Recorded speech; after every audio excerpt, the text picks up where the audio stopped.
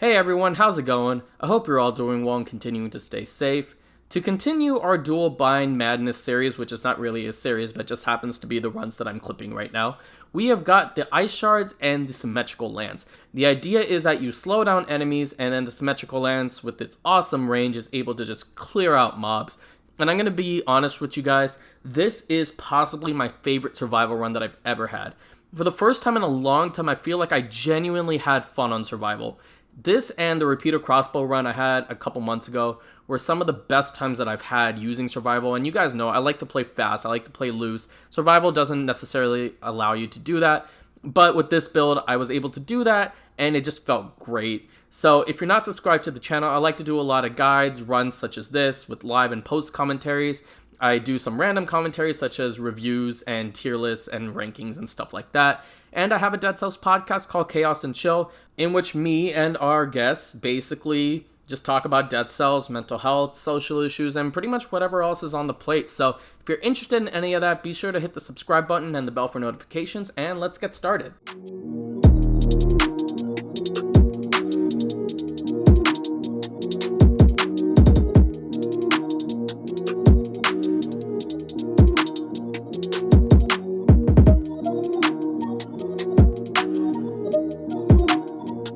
So this tale starts off, as all good stories do, in the prisoner quarters. And right now, essentially what I'm trying to do is, as always, just feel out the build, see what works and doesn't work, and try and see what I can do to improve this build as we move forward. One of the things that I noticed immediately is that rooting and stunning is going to be extremely important throughout the run, because as far as bosses are concerned, it's going to be really tough to keep them constantly slowed down because those diminishing effects do happen. And I am noticing right away I'm just getting a lot of damage off and I'm able to clear mobs. And something that Symmetrical Lance does tend to struggle in sometimes is the fact that it is a slower weapon, so sometimes you may not be able to get certain hits off, and Ice Shards mitigates that in an extremely efficient manner. And even though I got hit by a Rampager there, I was able to get past everyone so quickly because of all that slowdown. And even here, I was able to avoid all the Inquisitor shots because I could move around and things like that, and that's going to be one of the keys to this run, is being able to move around very efficiently.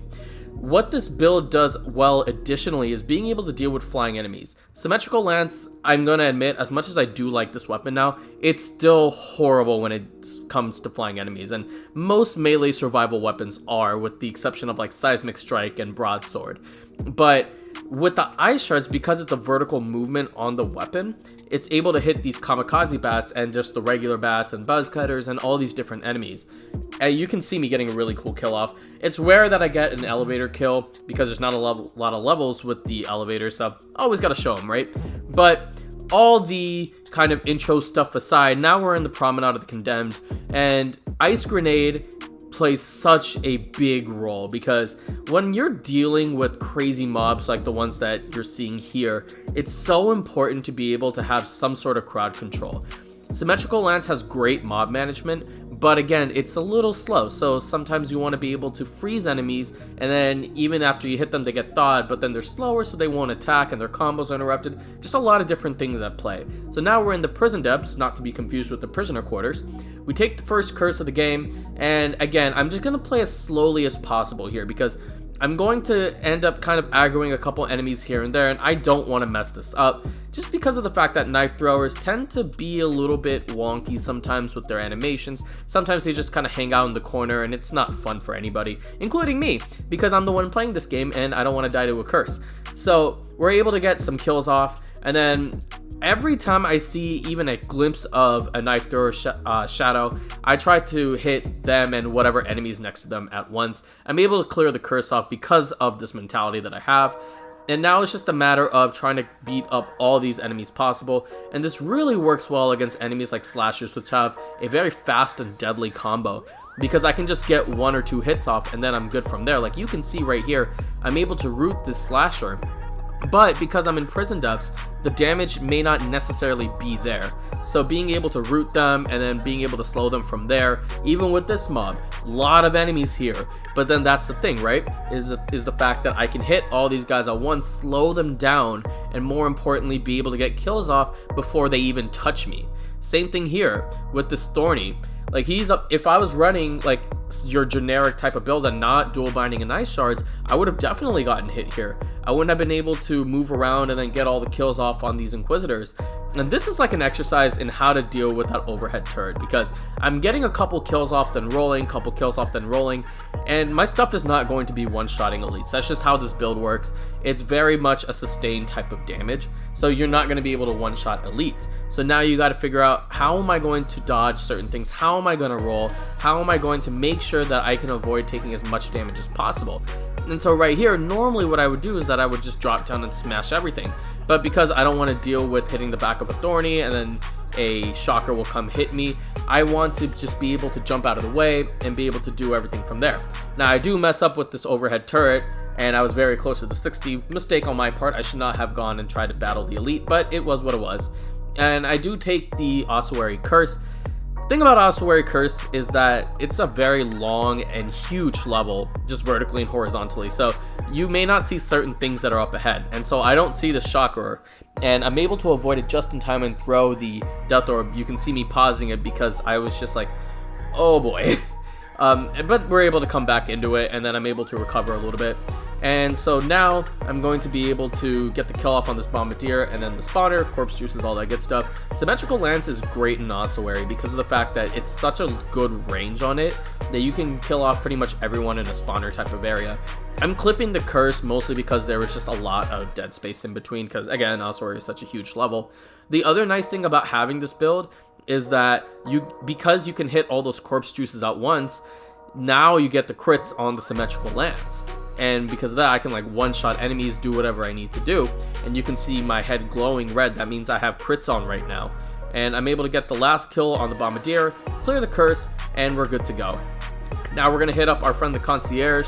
This is going to be kind of a long fight, just because he's going to be attacking slow. I'm going to be trying to do as much damage as possible. This is a survival build, you know, your damage is just not going to be as much as a tactics or a brutality build. That's just what survival is. But if I can get as much damage off as humanly possible in that time span, then I think I should be okay. And that's kind of what I'm theorizing here. So I'm just doing everything I can, throwing the ice grenade, using the Giant's Whistle whenever I can, taking advantage of that slowdown, because when he tries to hit me from one side, I can just move to the other. When he comes at me with that aura, just use the ice grenade and then get him to use his attacks, roll to the other side, so I don't get hit by the aura. I definitely want a legendary item because that's going to serve me very, very nicely. And so I see his aura coming up again, just drop another ice grenade. Now I could have stayed outside of the aura and tried to hit him with the Symmetrical Lance, but I felt like that would have been too risky, and I would have rather just had a longer fight and gotten a legendary item and some other cool prizes such as money on top of it, and cells, I guess, if that's your thing. But you know, 5BC doesn't really have anything you can turn in cells for. But I would have rather just had a slower fight than to speed it up and then risk getting hit, because the run before I tried to do like an ice crossbow build, and that was the problem that I ran in, is that I kept trying to rush the fight instead of taking my time, and I took like 7 hits against Concierge. Luckily, it's a survival build, so I didn't take much damage, but those are the sorts of things that you kind of try to pick up as you go along. Plus, you got to keep in mind that I'm not going to get any crits off of my Symmetrical Lance, so damage is going to be even less. Now, I do have the Inflammable Oil on my Ice Shards, so I'm able to get crits from there, but still, right? And all of that aside, I'm able to get the kill off on the Concierge. Pretty standard Concierge fight. Duck, dodge, all the dodgeball stuff. Again, I don't remember the actual phrase, so don't try to quote me on it. We skip ahead to Slumbering Sanctuary. I got a couple kills off on some enemies. It says 10 on the map. I believe it was 10. I might have gotten hit, but I doubt it. And then I was, you know, wanting to clear out the curse, and then I saw that elite caster, and I was like, I'm gonna pass on that. So check the cell door. No one's in the cell door. Unfortunately, I try to move up ahead, nothing. So I do have to fight this elite caster. So what my strategy is here is to incapacitate it with the ice grenade. And from there, I'm going to move to a little platform right up above. The reason I do that is so I know it's going to aggro me, but I need time to be able to get up there. If I aggro this caster, then what's going to happen is that they're going to shoot the little fireball at me, and I'm not going to be able to get into position in time. So I, you know, freeze them, get to the desired platform, and then I'm able to get the kill off. And that's going to be not even the toughest kill on this curse, because I've got this Inquisitor just spamming attacks. And it's very difficult. Inquisitors are difficult in Slumbering Sanctuary. Those are the ones that typically end my curses. That and golems. So, because they're just kind of spamming a lot. And so Giant's Whistle really, really comes in handy. It is one of the best skills in the entire game overall. But especially when it comes to clearing out curses, it's unbelievably good because you're pretty much guaranteed a kill on a curse. And that's the idea, right? I'm trying to just pick these enemies off one by one. That's generally how survival curses go, at least in my experience.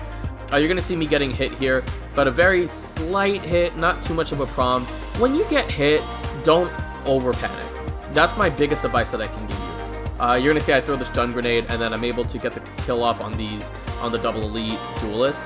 But again, that's the thing, like, you don't want to overthink it. If you get hit, you get hit. How can you fix that so that you don't get hit later on? And that's essentially what I'm trying to work with here. And I didn't talk about mutations before, but I do take Heart of Ice because you're constantly going to be getting decreased cooldown because of the fact that Heart of Ice does in fact work with the Heart of Ice, or slowdown does work with the Heart of Ice, excuse me. And so I'm going to constantly be getting that. Automaton are tricky as they always are, but the nice thing is that I'll be able to do certain things against it just because the Ice Shards will be able to slow it down. I can get quick kills off from there. And that's the nice thing about just this build in general, is because of the fact that you're slowing enemies down very significantly for an extended period of time, you'll be able to do whatever you want to, be able to maneuver the way you need to, be able to dodge, all that stuff. I do get a legendary drop on a heavy crossbow, and I'm like, no. Don't like the weapon. I think it's horrible. I don't know how the Ice Shards hit that Dark Tracker because I was below them, but whatever, I'll take it. Leave a comment if you figure that one out for me. But now we're on Timekeeper. Timekeeper's pretty tricky on builds like this, so I'm just trying to take my time, throw the stun grenade, get some, even if it's just like 1 second of slowdown, like that's important. And I'm desperately trying to avoid getting hit by not really the shurikens, but more so the dash and then the grapple, because I'm not taking a shield with me, so if I get hit by the grapple, I'm going to get hit by her melee attack. And so I'm able to survive the first phase without getting hit. Spoiler alert, we are going to get hit in this fight, but it's not going to be anything too bad. And so again, we just are doing everything that we can. I do take the 1 and 2 hits just because it's kind of bad placement on my part. I should have not used my rollout. It happens, not a big deal.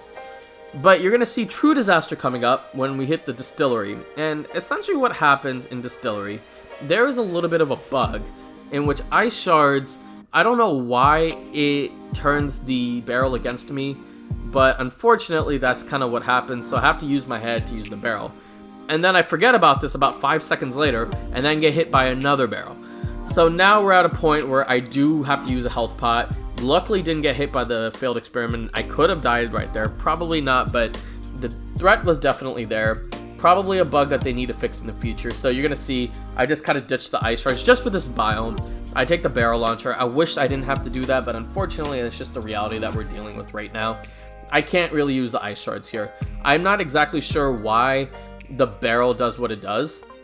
As you can see, the failed experiment kind of hitting that barrel back towards me, and I was almost, again in a bad position. Somehow with all of that, we got the 60 in the level. I don't know how. And it was just one of those things where it's just like, are you guys sure? Because I've been playing horribly in this level, but I did recover after I took the health pot. I took like 1 more hit, but yeah, I mean, things like that sometimes you just got to be careful of. I did get a comment saying that the Ice Shards didn't really work with the barrels, and I didn't listen, and that's what happens when you don't listen. Anyways, we pick up a Crusher while we're in High Peak Castle, and Crusher is great because you can continue to slow enemies down and get those crits off using the inflammable oil, and I get 30% to slow down enemies using my symmetrical lance. Again, just a phenomenal weapon when it comes to that sort of thing. And again, I'm trying to avoid the flags. I'm not going to be able to get all the hits off on the flags just because slow weapon. The thing about faster weapons is that they deal with the flags nicely. This does not. So I'm just trying to keep to one side. He's going to throw the bombs at me, and the flag explodes just in time. Somehow I don't get hit by the single strike. I'm just trying to use every single one of my skills possible just to make sure that I don't get hit. And he finally goes up above. And now I'm going to drop my Crusher again just to try to get those crits off. Even if it's just for like 2 hits. it's still more than 0. And he's going to be doing the big slam. I'm able to drop the crusher off just in time. I do have I think I only had a double jump at this point, so nothing that I could really do. But fortunately, did not get hit by anything, and then I'm able to avoid all of his attacks, drop another crusher, wait for him to do the big slam, then crusher hits him, giant's whistle. That is another perfect boss fight. That is one of the best Hand of the King fights I've ever had, just because of how long it lasted and the way that I was able to maneuver around. And Symmetrical Lance did great, but it's just, again, it's a slow weapon. You're not going to get as much damage off as you want to. I'm showing this clip because I did have a couple Brutality and Tactics things unlocked just to keep it at 20 items. I did get a Legendary Fire Grenade. I am going to reroll it to get the Burning Oil because that is the exclusive Legendary affix that you can get on the Fire Grenade. Reason I got that is so I can get those constant crits on that Ice Shards, possibly some Burning Oil damage. You know, whether or not we get stuff like that, you never know. But at the very least, I was going to be getting some oil, and that helps with the Ice Shards. And yeah, you can see me just kind of moving around a lot. That's just kind of how this build is. You move around a lot, and then you try as hard as you can to be able to get as many kills off as possible. Astrolabe definitely had a lot of highlights within it. This is the most amount of Astrolabe clips I've literally ever shown in any of my clipped runs. You're going to notice that I did in fact buy a Wolf Trap. That was for the poison damage and for the inflammable oil as well. Wolf Trap is great with a build like this because it is going to allow me, as I said in the very beginning of the run, it is going to be able to allow me to get that constant oil. Because even when something like the Fire Grenade runs out, I'll have the Wolf Trap. If Wolf Trap runs out, then I have the Fire Grenade. Just constant oil that I can keep on getting those crits off with the Ice Shard. Even if it's not much damage, it's still necessary to be able to get off as much damage as possible, and you're going to be able to see that when I battle the final 5DC boss in the Collector. And so this fight is tricky, because the thing you got to remember about Collector is that he transitions from one attack to the next very quickly. So he is very fast when it comes to that little down slam thing. And whenever he goes up in the air, he starts speeding up. And so now I have to jump again, avoid all the bombs, and I'm able to get him onto one heal, which I almost never do in the survival build. So that was telling me, look, I might have to fight the enemies that he's going to put in the next room. I might have to fight them twice, but at least I know I'm getting damage off. But the thing is that because I built my skills specifically to have inflammable oil. And that was the thing. Those constant Ice Shard crits along with the slowdown from the Symmetrical Lance allowed me to be able to get constant damage off, constant good damage modifiers. And so I'm able to get him down to 3 heals. And so I don't have to fight these enemies twice. I don't even have to experience the other room in which that little mace will come flying at you. So I don't have to deal with any of that, and that's so nice. I'm able to avoid all the meteors that he's shooting at you. Are they meteors or fireballs? Is a fireball a type of meteor? Who knows? But I do get kind of nicked by the little spin attack. Unfortunate, but lost my no-hit, but it's fine. As long as I get a win, I should be okay here. Just keep on avoiding some attacks. I get him on the slowdown, but unfortunately, as I said earlier, when he comes up, he does speed up, and I do take another hit, but that is the last hit I'm going to be taking here. Just keep on avoiding the meteor/fireballs, and then he's going to drop the Panacea. I'm going to take it very, very quickly, and then I'm going to throw both of my skills at him just to make sure that he can't do anything to me. One hit on the Symmetrical Lance, and that is the run. And honestly, this is the best survival run I've ever been on, possibly since 1.2, when Giant Killer was just ridiculously good. And the thing I have with survival is that a lot of the time, it's so hard to get off good damage, but honestly, Symmetrical Lance is a fantastic weapon. And I'm going to put this in a future video where I do the skills rankings list. I'm probably going to do that sometimes this week.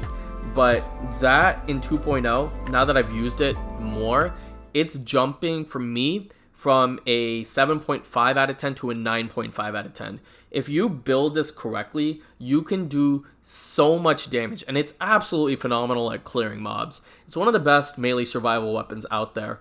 And I think the only problem that it has is that you do need a little bit of support when it comes to flying enemies, and you do need a little bit of support when it comes to dealing with things such as the bosses and stuff like that. But overall, it's such a good weapon, and paired with the Ice Shards, it gives you so much utility. And that's the main takeaway from this video, is that Ice Shards is absolutely great on survival. And even that, I'm raising from an 8 to a 9 because of how good it is in survival.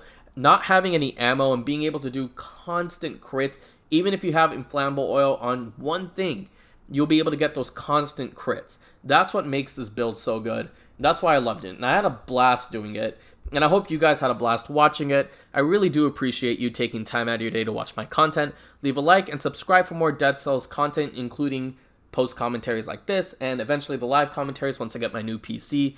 And I also have the Dead Cells podcast called Chaos and Chill. 3 more episodes left of the season, so I hope you all stay tuned for that, and some guides to be following. So again, hope you're all doing well, and I hope you enjoyed the video. Have a great night, everybody, and stay safe out there.